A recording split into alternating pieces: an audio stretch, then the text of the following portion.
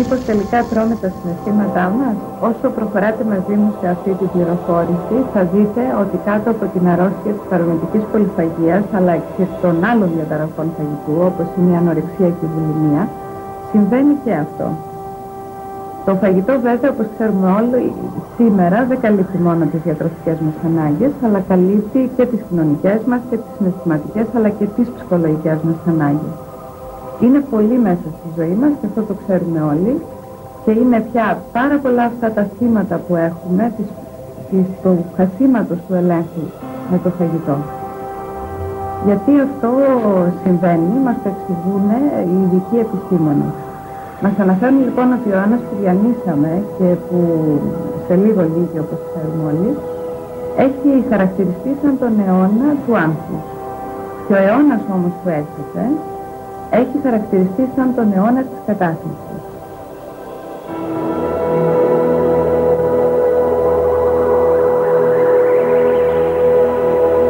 Καταλαβαίνετε λοιπόν ότι για να μπορέσουμε να διαχειριστούμε αυτό το συνεχές χαοτικό της ζωής και το τόσο μεγάλο άνθος που έχουμε σήμερα, χρειαζόμαστε διάφορα υποκατάστατα και το φαγητό είναι το πιο εύκολο, βρίσκεται γρήγορα και είναι πολύ κοντά μας και καθημερινό σε όλες τις πλευρές της ζωής μας.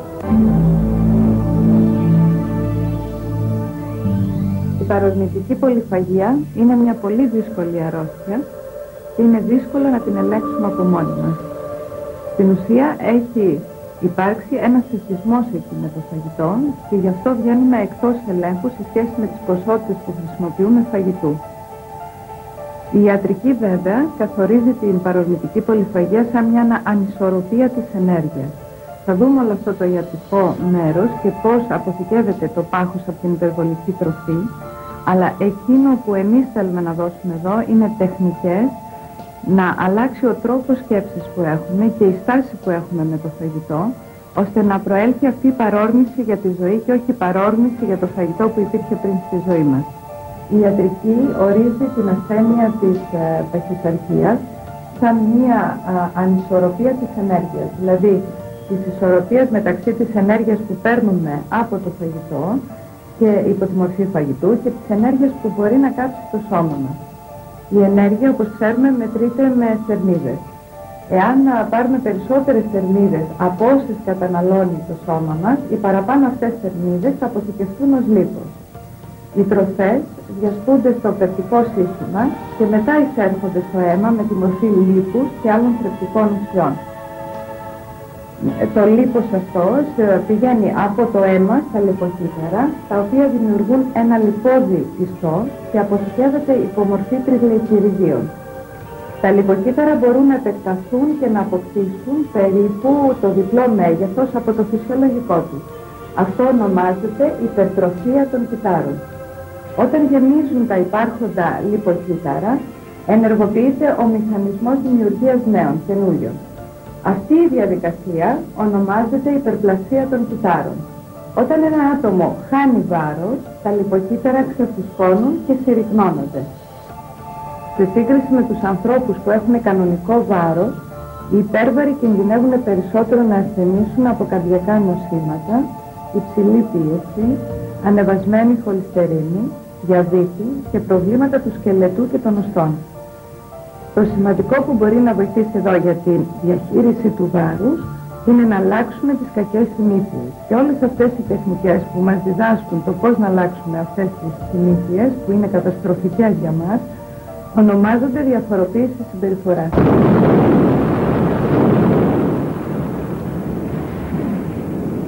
Οι ψυχολόγοι ορίζουν 4 κυρίως αιτίες για τις διαταραχές φαγητού και ιδιαίτερα για την παρορμητική πολυφαγία. Πρώτον, το γενετικό τραύμα, δηλαδή την ώρα που γεννιόμαστε από τη μήτρα και τι τραύμα έχουμε υποστεί εκεί, τους αρνητικούς τρόπους σκέψης, την κρυμμένη παρόρμηση για θάνατο και τις λανθασμένες συνήθειες. Το αποτέλεσμα, οποιαδήποτε και να είναι η αιτία που έχει προκαλέσει το πρόβλημα, είναι να υπάρχει ένας εθισμός με το φαγητό. Και ο εθισμός αυτός είναι αρρώστια ή κοινώς εξάρτηση, όπως το ακούμε συχνά. Εξάρτηση είναι η χρήση μιας ουσίας, και στη συγκεκριμένη περίπτωση είναι το φαγητό, ή μιας δραστηριότητας όμως, σε τέτοια υπερβολικά επίπεδα, ώστε να επηρεάζεται η φυσιολογική υγιής λειτουργία του οργανισμού. Η εξάρτηση τώρα με το φαγητό χαρακτηρίζεται από έλλειψη ελέγχου με το φαγητό. Γίνεται το φαγητό δηλαδή μια ψυχολογική συνήθεια, και βέβαια έχουμε και πιθανώς και σωματική εξάρτηση με ιδιαίτερες ουσίες, όπως μπορεί να είναι η ζάχαρη, το αλεύρι, τα διάφορα λίπη, με αρνητικές όμως συνέπειες από τη χρήση όλων αυτών των ουσιών, όχι μόνο στην υγεία μας και στην εξωτερική μας εμφάνιση, αλλά και σε άλλες πλευρές της ζωής μας, όπως είναι η εργασία, οι διαπροσωπικές σχέσεις, οι φιλίες, η προσωπική και πνευματική εξέλιξη, ή και μπορεί να έχουμε και με τις διαδικασίες νόμου, γιατί ένας που είναι εξαρτημένος με το φαγητό μπορεί κάλλιστα να βγει εκτός ελέγχου και σε αυτές τις καταστάσεις.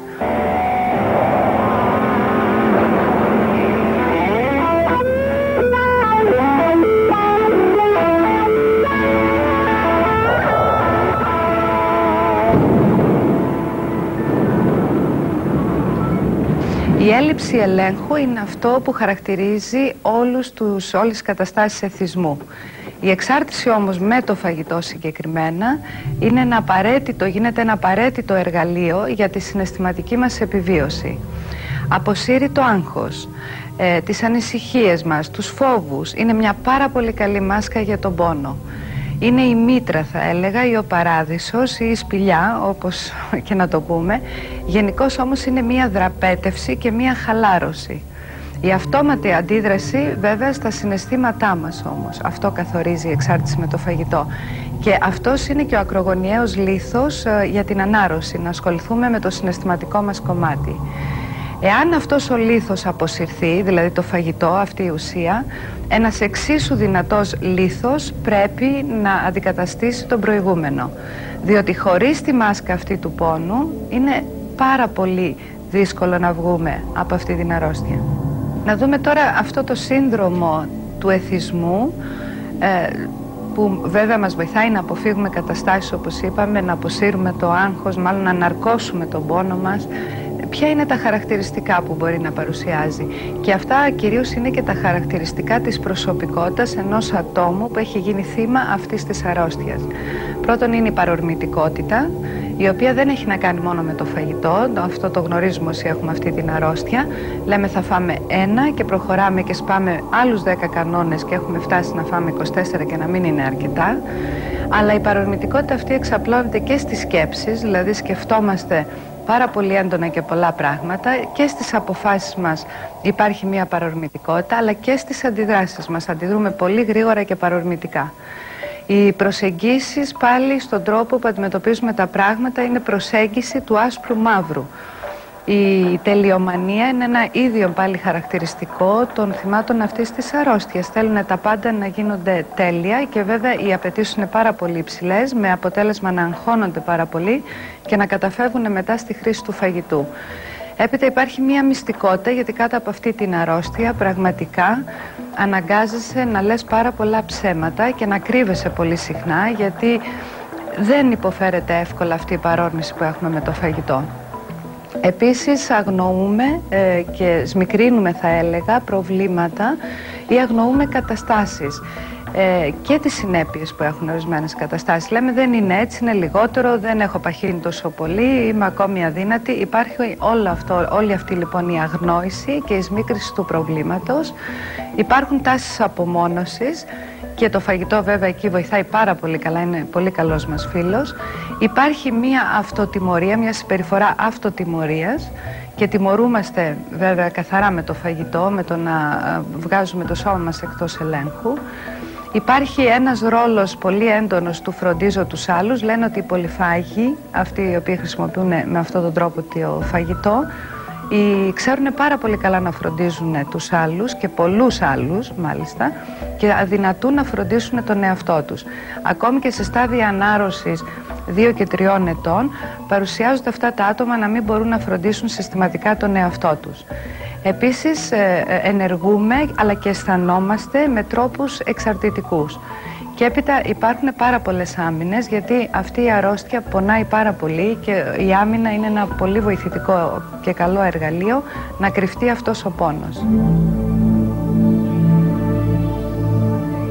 Σοβαρές πρωτογενείς λειτουργίες οδηγούν σε επίπονες απώλειες λοιπόν με αυτή την αρρώστια. Σαν αποτέλεσμα παρουσιάζεται μια χαμηλή αυτοεκτίμηση και ένας φόβος βέβαια εγκατάλειψης. Τα άτομα που είναι θύματα αυτής της αρρώστιας έχουν μάθει επίπονα παραβοηθητικά μαθήματα. Έχουν εξοικειωθεί με τον καιρό και κάτω από αυτή την αρρώστια, με τον εθισμό αλλά και με την κακοποίηση. Έχουν μάθει ικανότητες για να χειριστούν την κακοποίηση και όχι να χειριστούν κάτι καλό στη ζωή τους. Τα μαθήματα που έχουμε στην παιδική ηλικία κάτω από αυτή την αρρώστια είναι πάντα να προσέχεις τους άλλους, υπάρχουν τέτοιες καταγραφές.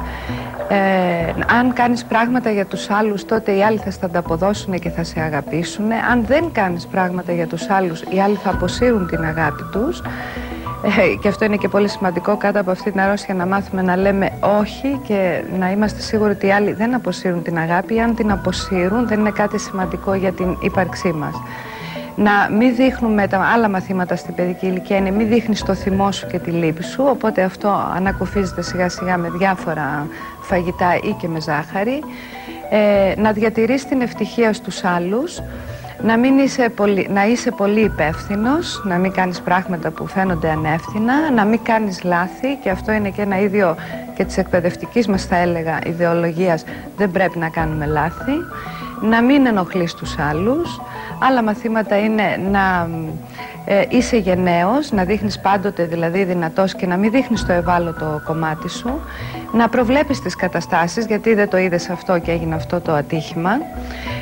Πάντα να ελέγχεις τα συναισθήματά σου, δεν είναι θετικό αυτό να τα εκφράζεις και πολύ περισσότερο να αντιδράς με αυτά. Αυτό που πρέπει να γνωρίζουμε λοιπόν και να πρέπει να κρατήσουμε πολύ ξεκάθαρο είναι ότι η παρορμητική πολυφαγία είναι μια αρρώστια, δεν είναι κάτι που το θέλουμε και το κάνουμε, είναι κάτι που δεν μπορούμε να μην το κάνουμε. Το φυσιολογικό για ένα παρορμητικό πολυφάγο είναι να τρώει και να βγαίνει εκτός ελέγχου με τη χρήση του φαγητού, και να καταλάβουμε ότι με όλη αυτή βέβαια την κακοποίηση που έχει γίνει, γιατί υπάρχει ένα ιστορικό χρόνο που γίνεται αυτό, είναι μια προοδευτική αρρώστια η παρορμητική πολυφαγία, δεν σταματάει στο ίδιο επίπεδο, δηλαδή γιατί φάγαμε τώρα δεν θα ξανακερδίσουμε κιλά, είναι κάτι που προοδεύει συνεχώς. Να γνωρίζουμε ότι γίνεται λοιπόν και μία δυσλειτουργία εγκεφαλική στη χημεία του εγκεφάλου. Διαταράσσονται πολύ σημαντικές ορμόνες, όπως είναι η σερωτομίνη και η ντοπαμίνη, ορμόνες οι οποίες μας βοηθάνε να αποσύρουμε το άγχος, να αποσύρουμε το στρες και να τα βγάλουμε πέρα καλύτερα με την καθημερινή ζωή. Αυτή η διαταραχή λοιπόν γίνεται κάτω από αυτήν την ανισορροπία στη χρήση της ενέργειας του φαγητού, και μετά για να ανταπεξέλθουμε στην ελλειπή αυτή έκρηση αυτών των ορμονών αναγκαζόμαστε να τρώμε όλο και περισσότερο. Όμως η παραγωγή αυτών των ορμονών δεν αυξάνονται όταν θα πάρουμε παραπάνω κομμάτια γλυκού ή ζάχαρης ή μακαρόνια ή τυρί ή οποιαδήποτε άλλη ουσία ο καθένας προτιμά, ή παραπάνω γενικότερα ποσότητες φαγητού. Είναι λοιπόν σημαντικό να μείνουμε και να θυμόμαστε πάρα πολύ ξεκάθαρα την εγκεφαλική χημική δυσλειτουργία που υπάρχει, αλλά που με την χρήση φαγητού δεν αυξάνουμε αυτές τις βοηθητικές ορμόνες. Μόνο με την αποχή μπορούμε να βοηθήσουμε αυτή την εγκεφαλική χημική δυσλειτουργία να επανέλθει κάπως στα κανονικά της επίπεδα. Η αυτοαποδοχή είναι πάρα πολύ βασική, ακρογωνιαίος θα έλεγα λίθος της ανάρρωσης, να αποδεχτούμε ότι έχουμε πρόβλημα με αυτή την αρρώστια. Εκείνο που συνήθως γίνεται είναι να έχουμε άρνηση, όπως έχουμε και άρνηση για αυτό που κάνουμε με το φαγητό, άρνηση αποδοχής αυτής της αρρώστιας. Για να μπούμε όμως στην ανάρρωση χρειάζεται να αποδεχτούμε ότι έχουμε μία αρρώστια η οποία είναι πάρα πολύ δύσκολη και είναι δύσκολο να την ελέγξουμε. Είμαστε εκτός ελέγχου. Αυτό, για να το δούμε λίγο πιο απλά, είναι σαν να λέμε ότι έχουμε διαβήτη, ζαχαροδιαβήτη. Εάν έχουμε αυτή την αρρώστια δεν μπορούμε να φάμε ζάχαρη. Δεν φταίμε εμείς γεννηθήκαμε έτσι και χρειάζεται μια συγκεκριμένη αγωγή. Η ίδια λοιπόν αγωγή χρειάζεται και για αυτή την αρρώστια και θα δούμε βέβαια τα βήματα. Μετά από την ξεκάθαρη αποδοχή ότι έχουμε πρόβλημα με αυτή την αρρώστια, είναι μια άφοβη απογραφή εκεί της σωματικής αλλά και της συναισθηματικής κακοποίησης που έχει γίνει μέχρι τώρα με το φαγητό. Επίσης να ζητήσουμε συγγνώμη από το σώμα μας για όλη αυτή την κακοποίηση που έχουμε, να έχουμε μια καθημερινή, να προσπαθήσουμε να φτιάξουμε ένα πλάνο φαγητού τουλάχιστον έτσι με 3-4 γεύματα, ή αν υπάρχει λόγω των επιπέδων ζαχάρου να τρώμε πιο σύντομα, ανά 2 ώρες δηλαδή, αυτό να μοιράζονται τα 3 γεύματα εκεί και όχι 6 και 7 γεύματα. Να έχουμε μια συμπάθεια και συναισθήματα αγάπης για τον εαυτό μας, γιατί αυτό που ξεκινάνε όλοι είναι να αλλάξουν εξωτερικά το σώμα τους. Το σώμα όμως το εξωτερικό έχει να κάνει με την εσωτερική μας εικόνα. Δεν μπορούμε εξωτερικά να κάνουμε αλλαγές όταν εσωτερικά δεν υπάρχει καμία κίνηση μέσα μας, δεν κινείται τίποτα. Δηλαδή είμαστε ακινητοποιημένοι συναισθηματικά. Επίσης να αποδεσμευτούμε από την ενοχή και από την ντροπή. Συμβαίνει να τρώμε και τις περισσότερες φορές αυτή η τροφή να γίνεται παχυντική, γιατί την τρώμε ενοχικά. Δηλαδή από μόνη της βαραίνει, γιατί υπάρχει πάρα πολύ ενοχή και σκεφτόμαστε τώρα θα το φάω αυτό, θα έχει θερμίδες, θα πάρω κιλά, θα ανέβει πάλι ζυγαριά, και μόνο αυτό το βάρος της ενοχής που έχουμε εκεί με την τροφή καθορίζει αυτή την τροφή να γίνει παχυντική. Επίσης χρειαζόμαστε άτομα και κυρίως ομάδα στήριξης με άτομα που να έχουν το ίδιο πρόβλημα. Πλέον στην Ελλάδα έχουμε τους ανώνυμους πολυφάγους, που είναι ομάδες δωρεάν, χωρίς να υπάρχει κάποια χρηματική επιβάρυνση, και τα μέλη της έχουν την ίδια αυτή αρρώστια και μπορούν και στηρίζουν ο ένας τον άλλο με ένα πολύ συγκεκριμένο και απλό πρόγραμμα, που για πολύ δύσκολους και σύνθετους ανθρώπους, όπως είναι πράγματι αυτά τα άτομα που έχουν αυτή την αρρώστια. Τα άσχημα νέα είναι ότι η ανάρρωση, η αλλαγή δηλαδή, για να βγούμε από αυτό το φαύλο κύκλο της παρορμητικής πολυφαγίας, είναι αργή και χρειάζεται πάρα πολύ δουλειά. Όλα αυτά τα σύντομα προγράμματα απώλειας βάρους δεν κάνουν τίποτα άλλο από το να λιώνουν την αυτοεκτίμησή μας, όπως λιώνει το νερό το σαπούνι σιγά σιγά. Γιατί χάνουμε κάποιο βάρος, ξαναπαίρνουμε πάλι το βάρος, ή επί μία δεκαετία μπορεί να χάνουμε τα ίδια 10 κιλά. Αυτό λοιπόν απογοητεύει πολύ και συνεχώς χαμηλώνει την αυτοεκτίμησή μας. Τα καλά νέα είναι ότι η αλλαγή και η ανάρρωση είναι πραγματικά δυνατή εάν ακολουθήσουμε το σωστό τρόπο. Δηλαδή να μην αρχίσουμε εξωτερικά με το σώμα, αλλά να αρχίσουμε να δυναμώνουμε εσωτερικά για να μπορούμε να πάρουμε εξωτερικά απόσταση με το φαγητό. Η βασικότερη αρχή για την ανάρρωση είναι να αναπτύξουμε μια ολοκληρωμένη και θετική ιδέα για τον εαυτό μας. Θα το πω πιο απλά, να κάνουμε γενικά ειρήνη με τον εαυτό μας. Ξέρω ότι είναι δύσκολο όταν το σώμα μας είναι πάρα πολύ παχύ. Τι να αγαπήσουμε και πώς να συνθηκολογήσουμε και να κάνουμε ειρήνη με ένα τέτοιο σώμα που δεν μας αρέσει. Άλλα βήματα σε αυτήν την αρχή είναι να μειώσουμε την εσωτερική ένταση, που σημαίνει να δουλέψουμε με τα συναισθήματα τα οποία έχουν αποθηθεί σε όλη τη διάρκεια αυτής της αρρώστιας και έχουν εναρκωθεί με το φαγητό. Επίσης να κατανοήσουμε ότι ο νους κυβερνά το σώμα. Αν εγώ σκέφτομαι ότι παχαίνω με αυτή την τροφή, θα είμαι παχιά, δεν θα δυνατήσω ποτέ, δεν θα τα καταφέρω με αυτό το πρόβλημα, αυτό θα δημιουργήσει το υποσυνείδητό μου σαν μια πραγματική κατάσταση. Μας ακούει το υποσυνείδητο και κάνει αυτό ακριβώς που σκεφτόμαστε. Να ξεκαθαρίσουμε τελείως ότι οι δίαιτες δεν είναι για αυτή την αρρώστια. Η δίαιτα είναι φυλακή. Η δίαιτα μας φέρνει ένα στερητικό σύνδρομο και υποτροπιάζουμε πάλι. Η διαχείριση του βάρους μας, κανονίζοντας να έχουμε μια σωστή διατροφή και μια σωστή εξωτερική κατάσταση που θα μας τροφοδοτεί, δηλαδή να τροφοδοτούμαστε από σχέσεις και όχι από το φαγητό.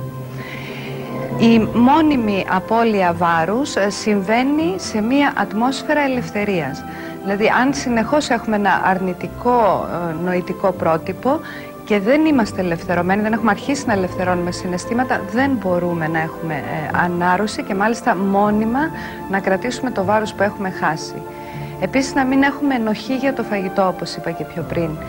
Να καταλάβουμε ότι οι σκέψεις μας θα μας καθορίσουν μια τροφή αν θα γίνει παχυντική. Πάρα πολλοί αναφέρουν ότι το παραπάνω βάρος είναι ενέργεια που έχει κολλήσει εξαιτίας φόβων αποθυμένων, που βέβαια δεν τους έχουμε κιόλας συνειδητοποιήσει. Πάρα πολλοί αναφέρουν ότι το πρόβλημα το κρατάμε γιατί το χρειαζόμαστε, μας προστατεύει εντός εισαγωγικών. Βέβαια συνειδητά αυτό δεν το καταλαβαίνουμε, αλλά θα σας διαβάσω κάποια αποσπάσματα από άτομα τα οποία έχουν αυτή την αρρώστια και προχώρησαν στην ανάρρωση, όπου μπόρεσαν και καθόρισαν και ξεκαθάρισαν ποια ήταν τα συναισθήματα τα οποία είχαν αποθηθεί εκεί. Αναφέρουν λοιπόν, είχα το ρόλο του θύματος, υπήρχε ένας υπερέλεγχος σε όλους τους άλλους εξωτερικά, αγαπούσα περισσότερα τα προβλήματά μου, δεν πίστευα ότι μπορούσα να αλλάξω το βάρος μου με το νου. Αυτό που λέγαμε τους αρνητικούς τρόπους σκέψης. Θα ήθελα να ξεπεράσω το πρόβλημά μου, γιατί δεν ήθελα να ξεπεράσω το πρόβλημά μου, γιατί μου άρεσε να παραπονιέμαι. Αυτό το πρόβλημα μου προσέφερε αρκετή συμπόνια και προσοχή από τους άλλους. Χρησιμοποιούσα αυτό το πρόβλημα για να μπορώ να θυμώνω τον εαυτό μου ή να έχω συνεχώς κάποια ανησυχία. Ένιωθα ανίσχυρη να ελέγξω το φαγητό, όπως ήμουν ανίσχυρη να ελέγξω σχέσεις, καταστάσεις και πράγματα. Ενεργούσα όπως έτρωγα, άστοχα, χωρίς σκέψεις, κακοποιώντας με ενεργειακά, χρηματικά, συναισθηματικά και σωματικά. Αν ήμουν πολύ όμορφη, λέει κάποιος άλλος, κάποιος θα ήθελε να κάνει έρωτα μαζί μου. Αν είχα το βάρος που επιθυμούσα, θα είχα τα πάντα και αυτό ήταν πολύ επικίνδυνο. Άλλο άτομο αναφέρει, αν είχα το βάρος που επιθυμούσα, θα είχα τα πάντα και αυτό είναι λάθος. Διατηρούσα αυτό το πρόβλημα γιατί δεν ήθελα να γίνω καλύτερη. Έτσι τιμωρούσα υποσυνείδητα τους γονείς μου. Δεν θέλω να τα έχω όλα γιατί δεν θα ήξερα τι να κάνω χωρίς κάποιο πρόβλημα. Διατηρώ αυτό το πρόβλημα γιατί είμαι αδύναμη. Αισθάνομαι δηλαδή αδύναμος μέσα, αλλά εξωτερικά ασφαλίζω για να αισθάνομαι δυνατός. Με αυτό το πρόβλημα μπορώ και πιστεύω ότι δεν είμαι αρκετά καλός ή αρκετά καλή. Έχω μια δικαιολογία για οποιαδήποτε αποτυχία μου. Μπορώ και κρατώ μακριά τις γυναίκες. Αποφεύγω τη χαρά. Μπορώ να αποδεικνύω ότι δεν με θέλει κανείς. Μπορώ και έχω λόγο να τα παρατήσω και να πεθάνω. Αυτό σε σχέση με την κρυμμένη επιθυμία θανάτου που είπαμε. Έχω δικαιολογία να μισώ το Θεό. Μπορώ και λέω ψέματα για τον εαυτό μου. Φοβάμαι πως όταν αυτό το πρόβλημα φύγει θα ολοκληρωθώ και η ολοκλήρωση ισούται με θάνατο. Φοβάμαι ότι αν θα φάω θα πεθάνω. Φοβάμαι να απαλλαγώ από το πρόβλημα γιατί έχω εξαρτηθεί με τον πόνο που φέρνει αυτό το πρόβλημα. Βλέπουμε λοιπόν πόσο ξεκάθαρο είναι ότι αυτές οι καταγραφές πίσω στο υποσυνείδητο διατηρούσαν επίσης και το βάρος. Κάποιο άλλο άτομο με αυτή την αρρώστια, όταν συμπλήρωσε κάποιες φράσεις, η φράση που είχε δοθεί ήταν «Εάν αδυνατήσω τότε τι θα συμβεί». Οι συμπληρώσεις αυτής της φράσης ήταν «Εάν αδυνατήσω τότε όλα θα γίνουν όμορφα, θα με θέλουν, θα φοράω όμορφα σεξι ρούχα, θα έχω γαλήνη, θα δείχνω το σώμα μου, θα φύγω, θα χορεύω, θα βρω ευτυχία, θα ελευθερωθώ, θα δεινοπαθήσω». Προσέξτε εδώ τις καταγραφές όμως κακοποίησης που υπάρχουν πίσω και τους φόβους. Θα χαθώ, είναι το τελευταίο συμπλήρωμα, και θα λατρευτώ. Άρα δεν θέλω να λατρευτώ, άρα θέλω να έχω κάποιο βάρος για να αποθώ τους άλλους και να κρατάω απόσταση. Εξάλλου πολύ σημαντικό σύμπτωμα αυτής της αρρώστιας σε σχέση με τη σχέση είναι η αποξένωση. Αλλά και το πάχος όσο συσσωρεύεται είναι μια αποξένωση με τον εξωτερικό κόσμο και τους άλλους. Η αρρώστια αυτή δεν κάνει διακρίσεις. Τα θύματά της μπορεί να είναι πολύ μορφωμένα, πολύ έξυπνα, πολύ φτωχά, πολύ πλούσια. Έχω ένα απόσπασμα εδώ που το θεωρώ πάρα πολύ σημαντικό να σας το μεταφέρω από μία ψυχολόγο η οποία έχει γράψει και ένα πάρα πολύ καλό βιβλίο για την ανατομία της παρορμητικής πολυφαγίας, Αμερικάνα, η οποία είχε αυτή την αρρώστια. Έγραφε λοιπόν για τις συνθήκες που ήταν κάτω από την αρρώστια της. Πρώτα απ' όλα έβγαινε αυτή η απελπισία και η απόγνωση ότι δεν υπήρχε επιλογή άλλη από το να φας ακατάσχετα και ψυχαναγκαστικά. Και γράφει λοιπόν, μέσα σε αυτή την απόγνωση έλεγε πώς έγινε και ξέφυγα από τη ζωή και έχασα τα πάντα, γιατί είχε χάσει και φίλους, είχε χάσει τον έλεγχο και στην εργασία της. Έλεγε, μίλησα με μια καθαρή αλκοολική, ότι έτρωγα συνεχώς ζάχαρη, ότι δεν είχα ενέργεια και είχα λίγη θέληση για ζωή. Αυτή μου είπε πως ακουγόμουν σαν αυτήν την ίδια όταν έπινε, τον καιρό που έπινε. Άρχισα να πηγαίνω στους ανώνυμους πολυφάγους. Αισθανόμουν εκεί θυμωμένη, φοβισμένη, δύσπιστη και λυπημένη. Εγωκεντρική και δραματική, όπως ήμουνα τότε, έβλεπα γυναίκες σε ανάρρωση να μπορούν να τρώνε 3 γεύματα και αυτό ήταν για μένα σαν να έβλεπα αυτά τα άτομα ότι είχαν μάθει να πετάνε. Εγώ δεν μπορούσα να φανταστώ μία ζωή που δεν ήταν επικεντρωμένη γύρω από το φαγητό. Τώρα έχω ζωή, έχω σχέσεις, έχω και το θεραπευτικό μου, τη θεραπευτική μου υποστήριξη. Οι αλλαγές βέβαια στην αρχή ήταν αργές και γεμάτες αγωνία. Οι αλλαγές τώρα είναι σταθερές και έχω επιτυχία. Η ανάρρωση αρχίζει λοιπόν με πάρα πολλά άλλα βήματα που προηγούνται πριν την πρώτη αποχή. Και όταν λέμε αποχή, τι εννοούμε? Εννοούμε να διευκρινίσουμε και να είμαστε σίγουροι με ποια ουσία έχουμε περισσότερο πρόβλημα. Η αποχή μας έχει να κάνει σε πρώτη φάση με την ουσία που προτιμούμε περισσότερο. Και η ουσία αυτή η οποία παίρνουμε πολύ μεγάλες ποσότητες και μας βγάζει βέβαια τελείως εκτός ισορροπίας. Για να μπούμε όμως σε αυτή την πρώτη αποχή και για να μπορούμε να κρατήσουμε στην αρχή αυτά τα 3 γεύματα, θα πρέπει να προηγηθούν πολλά άλλα βήματα σε σχέση με τη συναισθηματική μας κατάσταση και σε σχέση με την κατάσταση του νου μας, του τρόπου δηλαδή με τον οποίο σκεφτόμαστε. Να δούμε αυτά τα βήματα. Πρώτα απ' όλα πρέπει να κάνουμε δίαιτα από τον αρνητικό τρόπο σκέψης. Αυτό να είναι ξεκάθαρο μέσα μας. Εάν δεν δουλέψουμε εδώ αυτή τη δίαιτα, να μην σκεφτόμαστε αρνητικά, τίποτα από τα άλλα βήματα δεν θα μπορέσουν να έχουν επιτυχία. Για να δούμε πόσο ο αρνητικός τρόπος σκέψης μας εμποδίζει να πετύχουμε το επιθυμητό αποτέλεσμα, να κερδίσουμε το ιδανικό μας βάρος δηλαδή και σχήμα, να τα καταφέρουμε σε όλη αυτή τη διαδικασία, θα κάνω μια απλή άσκηση της εκπαιδευτικής κινησιολογίας. Εάν λοιπόν σταθώ εδώ και γυρίσω να συναντήσω ένα σημείο πίσω μου στο χώρο, χωρίς να σκεφτώ τίποτε άλλο, το χέρι μου θα φτάσει σε αυτό το επίπεδο. Και τα μάτια μου και όλο μου το σώμα.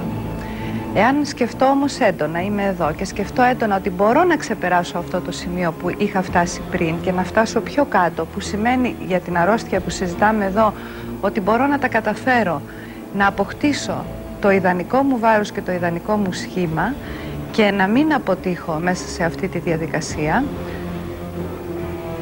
το σημείο αυτό θα αλλάξει, θα επεκταθεί. Βλέπετε σαφέστατα ότι έχω φτάσει σε ένα πολύ μακρύτερο σημείο. Αυτό για να μας εδραιώσει ότι ο αρνητικός τρόπος σκέψης είναι πολύ σημαντικός να αρχίσει να αλλάζει. Πώς το πετυχάνουμε αυτό? Με το να δουλεύουμε συνεχώς θετικές επιβεβαιώσεις και θετικές καταφάσεις. Μπορώ να αποκτήσω το ιδανικό μου βάρος, μπορώ να τα καταφέρω, είναι εντάξει να είμαι ελκυστική, είναι εντάξει να είμαι όμορφη, είναι εντάξει να είμαι αδύνατη και ό,τι έτσι αντιπροσωπεύει τον καθένα. Η άλλη μας δυνατή τεχνική είναι να κάνουμε θετικές οπτικοποιήσεις, δηλαδή να φανταζόμαστε τον εαυτό μας σε θετική κατάσταση και μάλιστα στην επιθυμητή κατάσταση την οποία τον θέλουμε. Όπως θέλουμε δηλαδή το σώμα μας και όπως θέλουμε το σχήμα μας. Φτιάξτε λοιπόν ένα πλάνο το οποίο μπορεί να γίνει και για αυτούς οι οποίοι είναι και δημιουργικοί, τους αρέσει το καλλιτεχνικό κομμάτι, να κάνουν ακόμη και ένα κολάζ πάνω σε αυτό. Δημιουργήστε τη ζωή που θα θέλατε και πώς θέλετε εκεί ο εαυτός σας να είναι. Σε ποιο μέρος, σε ποιο χρόνο, μπορείτε να καθορίσετε και το χρόνο, τον επόμενο Ιούνιο δηλαδή να έχει συμβεί αυτό και τοποθετήστε το σώμα που θέλετε. Αν αυτό το σώμα που έχετε σήμερα σας αποθαρρύνει να κάνετε αυτή τη φαντασίωση, είναι πάρα πολύ χρήσιμο να βρείτε ένα σώμα το οποίο θα θέλατε και να κολλήσετε στο κεφάλι τη φωτογραφία τη δική σας. Βοηθάει πάρα πολύ δε αυτό το κολάζ ή απλώς και αυτή η φωτογραφία με το μελλοντικό σώμα που θέλετε να είναι κολλημένη κάπου εμφανώς στο μπάνιο σας, στην κουζίνα και να το βλέπετε πάρα πολλές φορές την ημέρα. Αυτή είναι μια πάρα πολύ βοηθητική άσκηση και βοηθάει το υποσυνείδητο να πάρει την καινούργια εικόνα και να την εκφράσει στο μέλλον. Αυτό που κυρίως συσσωρεύεται με το πάχος, είπαμε, είναι οι φόβοι, τους οποίους δεν τους έχουμε ομολογήσει σχεδόν ποτέ, και ο θυμός. Πραγματικά χαρακτηρίζεται αυτό το σύμπτωμα του να τρώμε το θυμό μας. Ή τον ελέγχουμε ή τον κρατάμε ή κάνουμε κρίξη εκτός ελέγχου μίας της τόσης, χωρίς όμως να εκφράζουμε σωστά το θυμό μας και κυρίως να κρατάμε τα όρια μας. Έπειτα, άλλο βήμα πολύ σημαντικό είναι να καταγράφουμε τα συναισθήματά μας. Δηλαδή και στην αρχή και όλας της ανάρρωσης είναι πολύ απαραίτητο. Ώρα 10, θέλω να φάω αυτό το μπισκότο. Συναίσθημα, με πήρε η μητέρα μου στο τηλέφωνο, θύμωσα μαζί της και ήθελα να το φάω. Είναι πολύ σημαντικό λοιπόν να γίνεται διευκρίνηση των συναισθημάτων, τουλάχιστον τον πρώτο καιρό της ανάρρωσης, μέχρι να μπορέσουμε να τα εντοπίσουμε και να τα κατανοήσουμε. Γιατί κάτω από αυτό το χάος της αρρώστιας, επειδή ακριβώς ναρκώνουμε τα συναισθήματα, έχουμε χάσει και επαφή με τα συναισθήματα, έχουμε αποξενωθεί από το συναισθηματικό μας κομμάτι. Έπειτα, να έχουμε μία ευγνωμοσύνη για την τροφή, γιατί υποσυνείδητα αλλά και συνειδητά θα έλεγα πολλές φορές και ιδιαίτερα τις τροφές τις οποίες προτιμάμε και μας αρέσουν και κάνουμε υπερκατανάλωση, τις μισούμε. Να έχουμε ευγνωμοσύνη λοιπόν για αυτή την τροφή, για να μπορέσουμε να μπούμε και στην πραγματική απόλαυση της τροφής. Όταν θα μπούμε στην αποχή μας, στις πρώτες αποχές, από μία ουσία που προτιμάμε πάρα πολύ, τότε αρχίζουμε να την απολαμβάνουμε, να αισθανόμαστε και τη γεύση της και το χρώμα της και το άρωμά της και τον ήχο της ακόμη. Ενώ κάτω από την παρορμητική καταναγκαστική πολυφαγία χάνουμε κάθε αίσθηση αυτής της απόλαυσης. Επίσης, να ευχαριστούμε τον εαυτό μας. Να ευχαριστούμε τον εαυτό μας γιατί πράγματι αυτή η αρρώστια είναι πάρα πολύ δύσκολη, πολύ ισχυρή, πολύ πανούργα και αυτό που κάνουμε χρειάζεται πάρα πολύ κουράγιο και πολύ θάρρος. Δεν είναι κάτι εύκολο. Είπα και πριν ότι το φυσιολογικό για ένα παρορμητικό πολυφάγο είναι να τρώει, όχι να μην τρώει, όπως και το φυσιολογικό για έναν αλκοολικό είναι να πίνει, όχι να μην πίνει. Είναι λοιπόν πολύ γενναίο αυτό το άτομο που καταφέρνει να μπει σε κάποια αποχή και σε κάποιο πρόγραμμα. Αυτό πάλι που θα μας βοηθούσε πάρα πολύ είναι, γι' αυτό χρειάζονται και αυτές οι ομάδες στήριξης, να βρούμε μία δύναμη ανώτερη από εμάς. Μία ομάδα ανθρώπων που έχουν επιτύχει το στόχο τους, που είναι σε αποχή, που έχουν γλιτώσει από αυτήν την αγωνία της αρρώστιας και αυτή τη συνεχή υπερκατανάλωση, είναι μια ανώτερη δύναμη για μας και μία βοήθεια. Για άλλους μπορεί να είναι ανώτερη δύναμη αυτό που λέμε Θεός, όπως τον εννοεί ο καθένας. Γενικά όμως χρειάζεται να δώσουμε το πρόβλημά μας κάπου αλλού. Δηλαδή λέμε εγώ δεν μπορώ να το ελέγξω, γιατί είπαμε η αποδοχή είναι ξεκάθαρη και απαραίτητη. Δεν μπορώ να ελέγξω αυτή την αρρώστια. Αυτός, το γκρουπ ή ο Θεός μπορεί να το κάνει αυτό για μένα. Η μεταφορά δηλαδή αυτού του προβλήματος κάπου αλλού σε μια ανώτερη δύναμη είναι αυτό που θα μας βοηθήσει σε στιγμές τουλάχιστον έντονων κρίσεων που έχουμε και υποτροπών με την αρρώστια. Επίσης πρέπει να συγχωρήσουμε τον εαυτό μας και αυτό πρέπει να γίνει και γραπτός, γιατί αυτό βοηθάει περισσότερο όταν γίνεται γραπτός και αισθητικά το σώμα μας εμπλέκεται εκεί, για την όλη κακοποίηση που του έχουμε κάνει τόσα χρόνια, για τα τόσα συναισθήματα που είχαμε κρύψει, για τα τόσα ψέματα που λέγαμε κάτω από αυτή, ήμασταν αναγκασμένοι να λέμε κάτω από αυτή την αρρώστια. Πρέπει να συγχωρέσουμε λοιπόν απόλυτα τον εαυτό μας πρωταρχικά. Επίσης για φαγητά τα οποία έχουμε ιδιαίτερη αδυναμία, πρέπει να αρχίσουμε να παίζουμε παιχνίδια. Δηλαδή εγώ που έχω πολύ ιδιαίτερη αδυναμία με τη σοκολάτα, γιατί αυτή μου εκρίνει πάρα πολύ καλή δόση σερωτομίνης και αισθάνομαι πολύ αισιόδοξη και αποσύρω το άγχος, για να μπορέσω να αποσύρω αυτή την ουσία την οποία όντως την υπερκατανάλωνα, αναγκάστηκα να παίζω με αυτό. Μία σοκολάτα δηλαδή την έβαζα στο ψυγείο, την άλλη την πέταγα στα σκουπίδια, την άλλη την έκρυβα. Γινόταν ένα παιχνίδι ώστε να μην φοβάμαι πια αυτή τη συγκεκριμένη ουσία.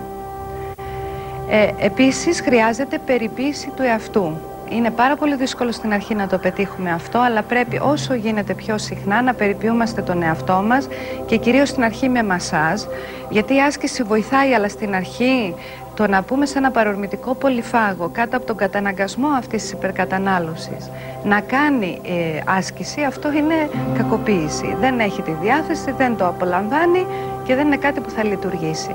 Να περιποιούμαστε λοιπόν διαφορετικά τον εαυτό μας με μπάνια, με σάουνα, με μασάζ και όσο μπορούμε στην αρχή, αν είναι δυνατόν, ένα από όλα αυτά καθημερινά. Σημαντικός παράγοντας επίσης είναι η σωστή αναπνοή.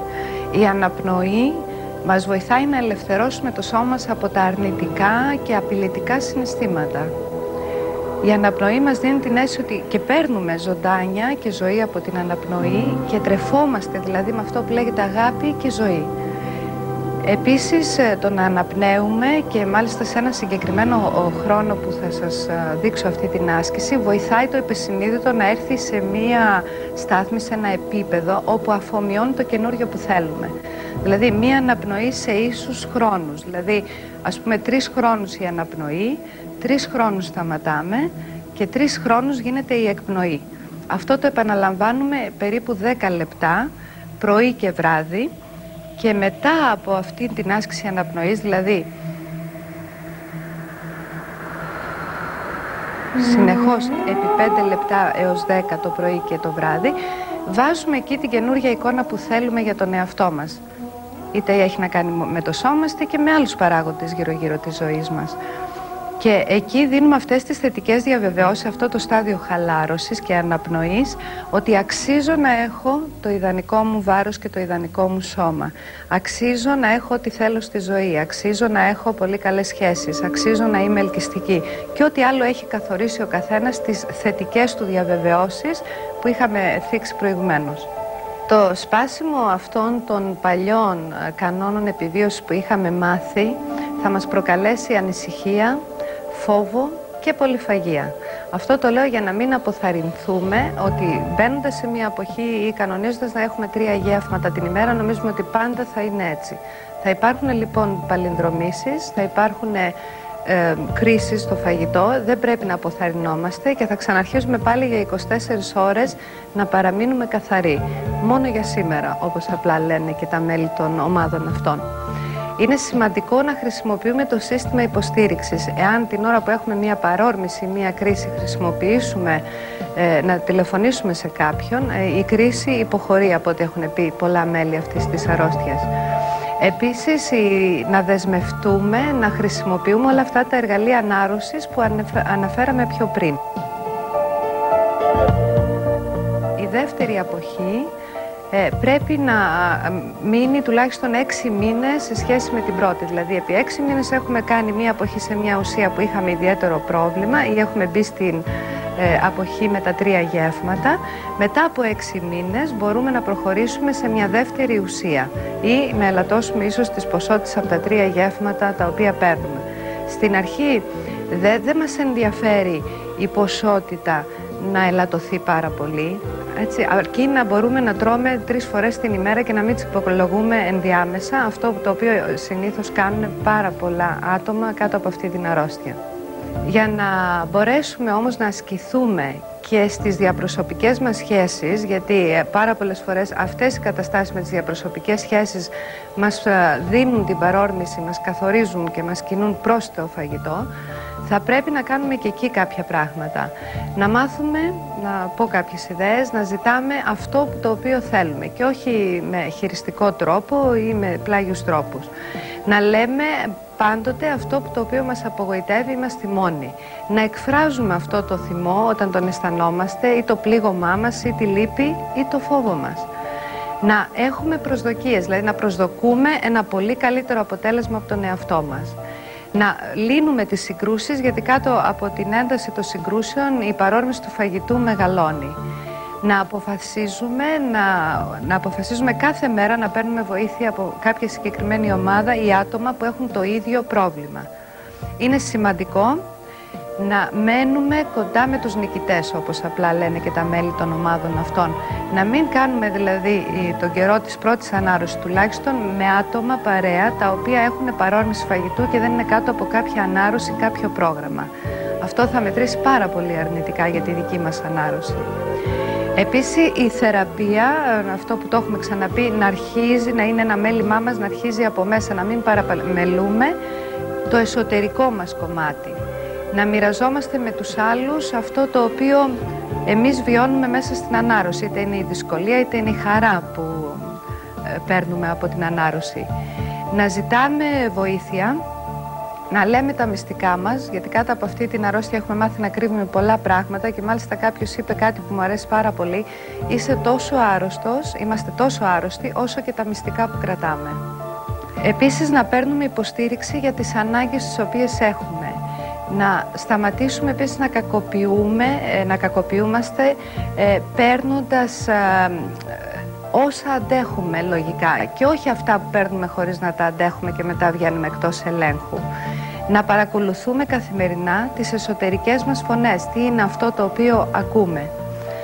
Επίσης, να συνδέουμε τα συναισθήματά μας και τις ανάγκες μας. Να συνδέουμε επίσης τα συναισθήματα τα οποία έχουμε με τις σκέψεις μας. Αφού λοιπόν γίνουν αυτά τα βήματα, τότε μπορούμε και είμαστε έτοιμοι να μπούμε σε μια δεύτερη εποχή. Δηλαδή κάποιος μπορεί να έχει αρχίσει με αποχή με τη ζάχαρη και μετά να θέλει να κάνει με όλα τα παράγωγα από το αλεύρι. Δηλαδή είτε είναι ψωμί, είτε είναι μακαρόνια, αν έχει με αυτή, με τυριά. Για να μπούμε σε αυτή τη δεύτερη εποχή θα πρέπει να έχει επεκταθεί πάλι περισσότερο το σύστημα υποστήριξης που έχουμε. Να δημιουργήσουμε περισσότερο θετικές επιλογές για τη ζωή μας. Να κάνουμε δηλαδή μια ποιότητα ζωής. Γιατί όπως ξέρουμε οι περισσότεροι επιβιώνουμε, δεν ζούμε ή δεν ζούμε πραγματικά με ποιότητα. Απλώς ζούμε, υπάρχουμε. Να ανακαλύψουμε αυτές τις δευτερογενείς παρορμητικές συμπεριφορές που υπάρχουν στη ζωή μας. Γιατί είμαστε παρορμητικοί, είπαμε, και στην εργασία και στις σχέσεις και με τα παιδιά μας. Με πάρα πολλά άλλα πράγματα και στο καταναλωτικό, να ξοδεύουμε πολλά χρήματα χωρίς να είναι αναγκαίο να γίνεται αυτό.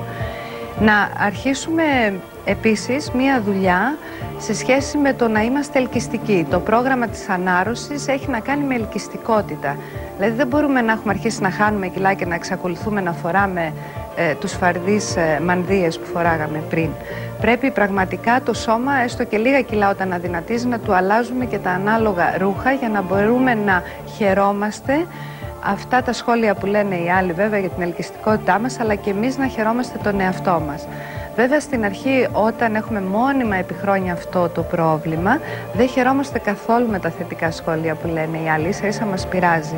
Συνειδητά λέμε ότι χαιρόμαστε, υποσυνείδητα όμως αυτό είναι πολύ δύσκολο να το χαρούμε. Στη δεύτερη εποχή δουλεύουμε πραγματικά σοβαρά με τις δυνατότητες που έχουμε για την απώλεια βάρους. Δηλαδή είτε είναι να αρχίσουμε ένα γυμναστήριο σιγά σιγά ή να κάνουμε ένα περίπατο καθημερινά 20 λεπτά ή να αρχίσουμε να φροντίζουμε τη διατροφή μας περισσότερο ώστε να μπορούν να γίνονται περισσότερες καύσεις. Και επίσης καθημερινά να καταγράφουμε τα συναισθήματα και τα γεγονότα τα οποία συμβαίνουν και μας φέρνουν έστω και κοντά σε αυτή τη σκέψη του να φάμε πάλι παρορμητικά.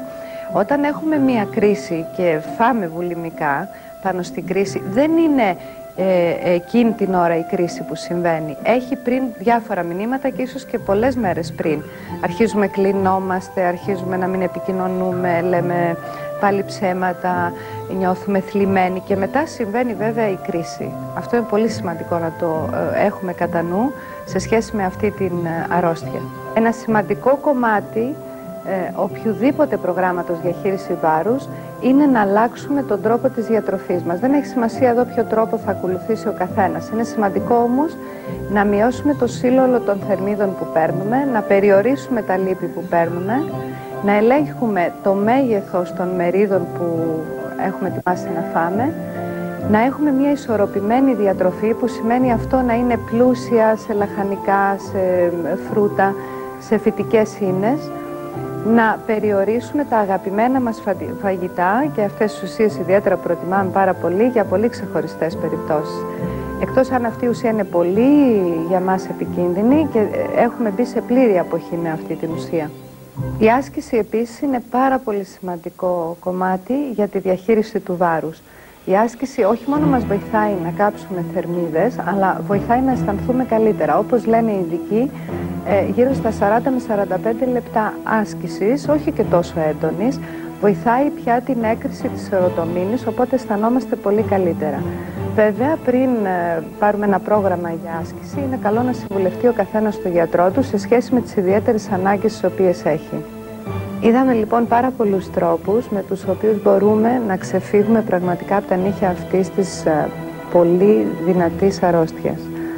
Η ανάρρωση είναι δυνατή όπως είδαμε, είναι δύσκολος ο δρόμος, αλλά δεν χρειάζεται να τιμωρούμε τον εαυτό μας με αυτό που είχαμε πάθει πριν, δηλαδή με τις διάφορες τιμωρητικές αυτές δίαιτες και τη γυμναστική την οποία δεν απολαμβάναμε. Είναι πολύ σημαντικό να θέλουμε να πετύχουμε την εικόνα την οποία φανταζόμαστε και ονειρευόμαστε για τον εαυτό μας και εμείς είμαστε σημαντικοί και αξίζει να την έχουμε. Καλή επιτυχία και προσέξτε το σύστημα υποστήριξης να είναι κοντά σας.